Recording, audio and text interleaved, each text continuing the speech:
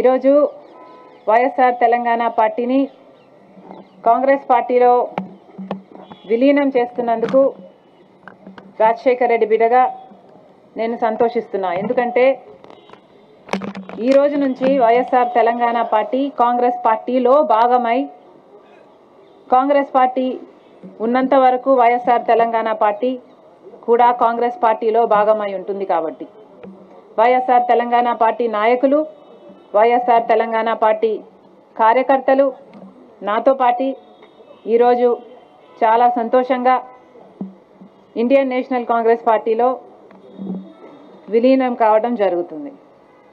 రాజశేఖర్ రెడ్డి గారు బ్రతికున్నంత కాలం నమ్మకంగా కాంగ్రెస్ పార్టీకి సేవ చేయడమే కాకుండా రాజశేఖర్ రెడ్డి గారు చనిపోయే నాటికి కూడా కాంగ్రెస్ పార్టీకి సేవ చేస్తూనే చనిపోయారు. ఈరోజు రాజశేఖర్ రెడ్డి బిడ్డ కాంగ్రెస్ పార్టీలో చేరుతుంది అంటే రాజశేఖర్ రెడ్డి గారికి చాలా సంతోషం, చాలా గర్వం కలిగించే విషయమని నేను నమ్ముతున్నా. ఎందుకంటే ఈరోజు మన దేశంలోనే అతిపెద్ద సెక్యులర్ పార్టీ కాంగ్రెస్ పార్టీ. కాబట్టి కాంగ్రెస్ పార్టీ మన స్వాతంత్రం వచ్చినప్పటి నుంచి పునాదులు వేయడం దగ్గర నుంచి ఈ దేశాన్ని కట్టడం దగ్గర వరకు కాంగ్రెస్ పార్టీ హస్తం ఉంది.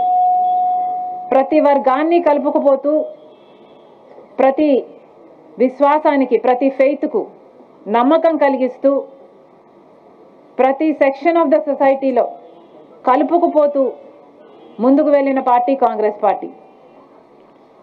కాంగ్రెస్ పార్టీ ముందు కూడా రాహుల్ గాంధీ గారి నాయకత్వంలో, ఖార్గే గారి నాయకత్వంలో ప్రజలందరికీ మేలు చేస్తుందని సంపూర్ణంగా విశ్వసిస్తూ, రాజశేఖర్ రెడ్డి గారి కళ, ఏ కళ అయితే రాజశేఖర్ రెడ్డి గారు రాహుల్ గాంధీని ప్రధానమంత్రిని చేయాలి అని మనస్ఫూర్తిగా కోరారో